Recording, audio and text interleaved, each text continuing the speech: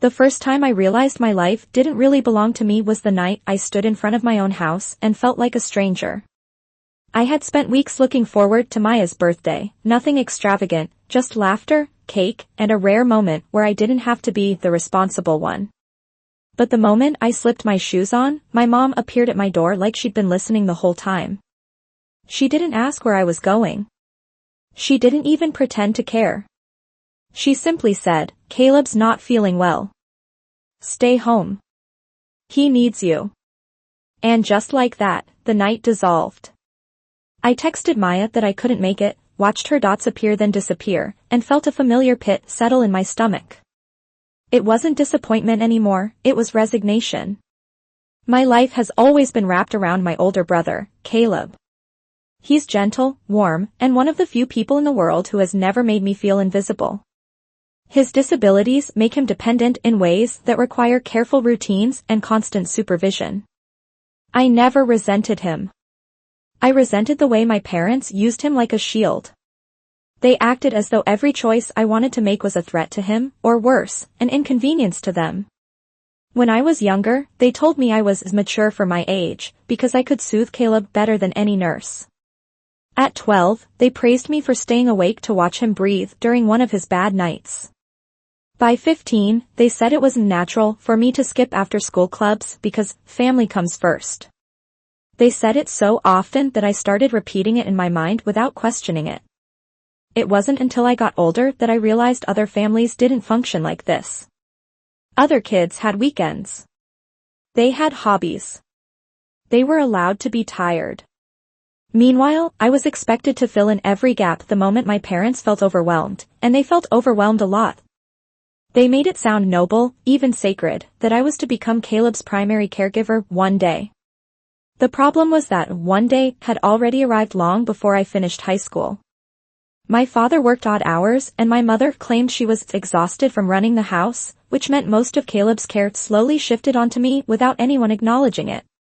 I was the one who learned his medications, his therapy stretches, the timing of his meals, the order he preferred things, the subtle tilt of his body that meant he was uncomfortable. I didn't choose any of that. It simply became the air I breathed. But everything snapped the evening I found the envelope on the kitchen counter, an envelope with my name typed neatly on the front. It wasn't a letter. It wasn't something personal.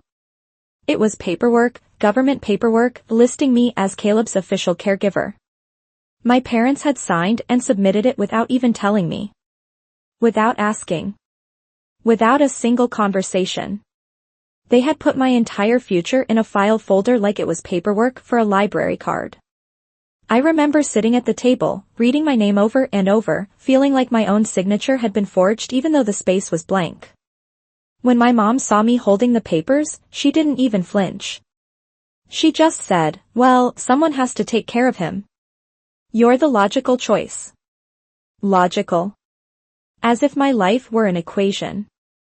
That night, something broke in a way I couldn't glue back together. A week later, the breaking point came at dinner. My parents were irritated because Caleb hadn't been eating well, and somehow that was my fault too. My mother accused me of being distracted lately. My father asked why I couldn't just accept the role I'd been given gracefully. I tried to keep my voice steady, but my hands shook. I told them I wanted to enroll in a design course, that I wanted a chance to build something for myself. They barely let me finish before dismissing the idea as unrealistic and selfish. Something hot surged through me, fear, anger, grief all tangled together. And the words I had swallowed for years finally surfaced. I told them I was tired. That I was 18 and suffocating. That they treated me like a backup generator, not a daughter. My father slammed his fork down. My mother cried dramatically. Caleb looked terrified, and instantly I hated myself for causing him distress. But I didn't take anything back. That night, I locked myself in my room and cried silently into a pillow so no one would hear. Not because I thought I was wrong, but because, for the first time in my life, I realized I might actually have to fight for the right to live my own life. And I didn't know if I had the strength to win. After the confrontation that night, the house felt heavier than ever, as if the walls themselves were holding their breath. My parents acted like nothing had happened, but the silence between us changed shape. It wasn't cold silence anymore, it was watchful, calculating. They hovered around Caleb as if to prove they were the only ones who truly cared for him, yet every time something small went wrong, they still glanced at me first, expecting me to fix it. I moved through the house like a guest who was overstaying her welcome. Even the air felt like it belonged to someone else. I kept reminding myself that I wasn't crazy for feeling trapped, that none of this was normal, but when you've lived like this your whole life, even the truth feels like rebellion. School wasn't much of an escape either. I would sit in class trying to focus on assignments, only for my phone to buzz with messages from home, questions about Caleb's mood, whether he had taken his afternoon medication, or if I had adjusted the new blanket in his room. They never asked these things on days I was home, because they expected me to handle them automatically. But once I was at school, it was as if they suddenly realized how helpless they were without me. I started staying late in the library just to steal a little extra breathing room. Sometimes I'd sit between the shelves, pretending to study while actually staring at the emails about the design course I wasn't allowed to join. I saved every message in a separate folder, as if holding on to proof that a different life had once tried to reach me. Things got worse the day my mother cornered me in the kitchen. She asked why I'd been moody and whether I had gotten over the little tantrum. I tried to explain calmly that wanting a future isn't a tantrum, but she cut me off and said the very idea of me pursuing design was unrealistic. "Who's going to take care of Caleb when we're gone?" she asked, like it was a sacred duty she was passing down. When I told her the state offered support programs and in-home caregivers, she looked offended, almost insulted. She insisted strangers couldn't be trusted, that I was the only one who understood him. The way she said it made it sound less like love and more like a chain, something forged long before I ever realized it was being fastened around me. That evening, my father tried a different tactic, guilt wrapped in gentle words. He sat across from me in the living room and spoke about responsibility, about family bonds, about how Caleb needs someone reliable. But beneath everything he said, the message was clear: my dreams were unnecessary complications. He never asked what I wanted. He didn't even acknowledge the possibility that my life had value beyond service. At one point he said, "You should be grateful you're capable. Caleb would give anything to have your opportunities." That sentence stung the most, not because it was cruel, but because it turned Caleb's condition into yet another tool to keep me small. I walked away before I said something I couldn't take back. The tension built until it seeped into everything. Meals were quiet, but full of glances. Nights were long because I kept waiting for another confrontation. Caleb, sensitive as he is, picked up on the unease. He became clingier, watching me as if afraid I'd disappear. I held him close whenever he reached for me, trying to reassure him even if I couldn't reassure myself. Sometimes I caught myself apologizing to him in whispers, apologizing for wanting something different, for needing space, for dreaming of a life where I wasn't the default solution to every problem. It was unfair that he became the emotional collateral of our family's dysfunction. One weekend, a small incident became the spark that nearly ignited another explosion. I had stepped out to buy groceries, and when I returned, my parents were frantic because Caleb had gotten upset while I was gone.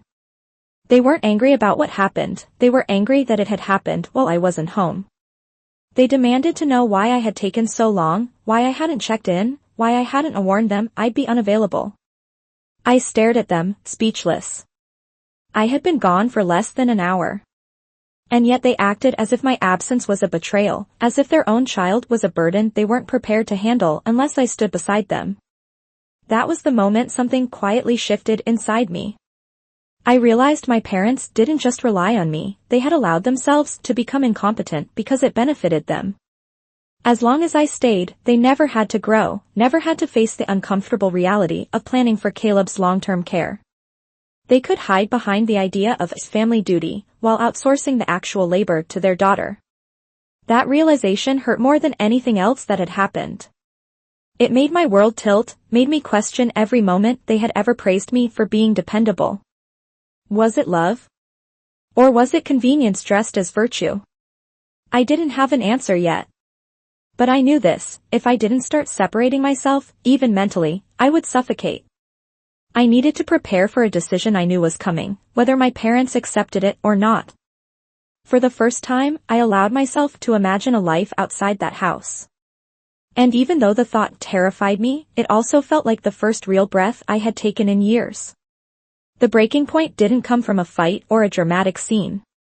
It came quietly, early one evening, when I found myself staring at the wall while brushing Caleb's hair. My hands moved automatically, the way they always did, but my mind felt disconnected, drifting somewhere outside my body. I didn't feel angry or sad or frustrated. I felt nothing. Absolutely nothing. And that terrified me more than any argument ever could. I realized I was slipping into a version of myself that was hollow, someone who existed only to complete tasks, someone who no longer recognized her own needs. That numbness felt like a warning. If I didn't change something soon, I wasn't going to recover myself. That night, when Caleb was asleep, I sat in my room and made myself confront everything I'd been avoiding. I listed the things I wanted for my life, not even big dreams, just simple things: taking a class, having friends, choosing how to spend a weekend, sleeping without interruptions. It shocked me how small my wishes were. Most people my age dreamed of traveling or building careers. My dreams looked more like basic human rights. The more I wrote, the more my chest tightened. I wasn't asking for too much. I was asking for the bare minimum. The next morning, with trembling hands, I reopened the email from the design course instructor, the email I had read a dozen times but never responded to because I was afraid of the implications. I drafted a message asking whether it was still possible to apply late, explaining that I had personal constraints but was eager and committed. Hitting send and felt like jumping off a cliff. I expected to feel guilt. Instead, I felt relief, pure, almost dizzying relief. It was the first decision I made solely for myself in years, and the act alone felt like reclaiming a tiny piece of my identity. That same week, during my lunch break, I visited the local social services office. I told myself I was only gathering information, but deep down I knew I was seeking validation, that I wasn't imagining the unfairness of my situation. The woman I spoke to explained the support programs available for families caring for disabled adults, trained caregivers, in-home assistance, state-funded respite hours. When she asked who Caleb's designated caregiver was, and I said my name had been put there without my consent, she frowned. "You're an adult. They can't assign responsibility to you without your agreement," she said. Hearing those words made something inside me collapse. Years of guilt, obligation, and pressure suddenly felt like they were built on a lie, one that my parents had repeated so often that I believed it must be the only truth. I walked home in a daze, feeling both liberated and betrayed. If my parents had options, why didn't they use them? The only answer that made sense was the one that hurt the most, because relying on me was easier. They didn't need to adapt or learn or face the reality of long-term care. They already had a ready-made solution in me. And I hated that the love I had for Caleb had been twisted into justification for controlling my life. I hated that I had been raised to think wanting independence was selfish. 2 days later, the instructor replied to my email. He said I could still submit a portfolio and join the evaluation round if I wanted. I stared at the message for a long time, my heart pounding. For the first time in years, the future didn't look like a tunnel with one exit. It looked like a door I could actually walk through if I dared. That hope gave me the courage to do something I had never done before. I told my parents I needed to talk. We sat in the living room. I told them calmly, clearly, that I planned to pursue the design program. I told them I had looked into the care options for Caleb and that help existed, professional, reliable, state-funded help. My mother's expression hardened immediately. My father leaned back like he'd been personally insulted. They accused me of being manipulated, told me I had no idea what outsiders were like, insisted that only family could be trusted. But I didn't back down. I kept repeating that this wasn't sustainable, that I loved Caleb but I couldn't sacrifice my entire life because they refused to consider alternatives. They didn't yell. They didn't cry. Instead, they went quiet, dangerously quiet. The kind of quiet that feels like all the disappointment in the world being silently pushed onto you. My mother said, "I never thought you were capable of abandoning your own brother." My father added, "You're proving we raised you wrong." Their words didn't hit me the way they used to. Instead of guilt, I felt something close to clarity. I wasn't abandoning Caleb. I was abandoning the version of myself they needed me to be in order to stay comfortable. That night, I lay awake thinking about Caleb. He didn't ask for any of this. He never weaponized his condition. He never demanded anything from me. The only time he ever got upset was when he sensed tension, not because he expected me to fix everything. I realized I needed to separate him from the role my parents forced on me. Loving him didn't mean sacrificing myself. Loving him meant ensuring I could stay in his life in a way that wasn't killing me inside. And for the first time, the solution didn't feel impossible. It felt inevitable. The next morning, I woke with a heaviness in my chest, but something inside me felt clearer than it had in years. When I looked at myself in the mirror, I barely recognized the girl staring back. She looked exhausted, fragile, stretched thin. But beneath all of that, there was a strange steadiness. A certainty. I realized that if I stayed in that house any longer, I would lose myself completely. No one else was going to save me, not my parents, not the situation, not time. I had to be the one to open the door. That thought terrified me, but it also felt like the first honest truth I had admitted in a long time. The first step I took was sending a follow-up email to the design instructor, confirming my interest and asking about the portfolio requirements. I didn't expect a quick reply, but he answered just hours later, explaining the timeline and what I needed to prepare. Seeing that email made my heart pound, not because I felt guilty, but because the possibility of a different life suddenly felt real. It made me realize how small my world had been. For years, even dreaming felt forbidden. Now I was taking concrete steps towards something that belonged only to me. I also forced myself to return to the social services office. This time, I asked more specific questions about respite care, scheduling, funding, the process of switching the designated caregiver. The woman behind the desk didn't look surprised at my questions. If anything, her face softened as she explained things slowly, reassuringly. She confirmed again that my parents had no legal right to assign me as Caleb's caregiver without my consent, and that support programs existed exactly for families like ours. Hearing all of this for a second time made the truth settle deeper. My parents had chosen convenience over fairness. They had options. They simply preferred the path where I carried the weight for them. That realization felt like betrayal and liberation at the same time. That night at dinner, I finally told my parents what I had decided. I spoke calmly, my voice steadier than I expected, and told them I would be moving out. Not forever, not cutting ties, but long enough to prepare for the program and build a life that wasn't defined solely by obligation. The silence that followed was sharp enough to cut through bone. My mother's eyes filled with disbelief before narrowing in anger. My father's jaw tightened. They accused me of abandoning Caleb, of being selfish, ungrateful, irresponsible. But I didn't yell back. I didn't cry.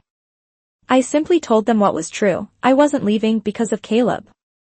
I was leaving because I needed to stop being treated like a resource instead of a daughter. My mother said she didn't even recognize me anymore.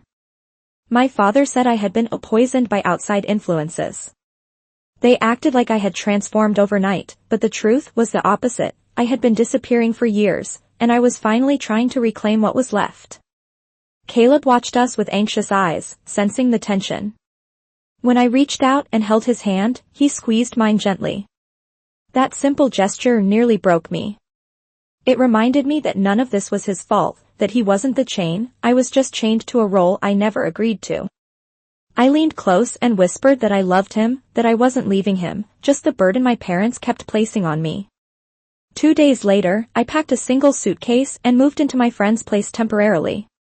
As I closed the front door behind me, the weight of the house seemed to cling to my skin, but the air outside felt different, lighter, unfamiliar, frightening, but free.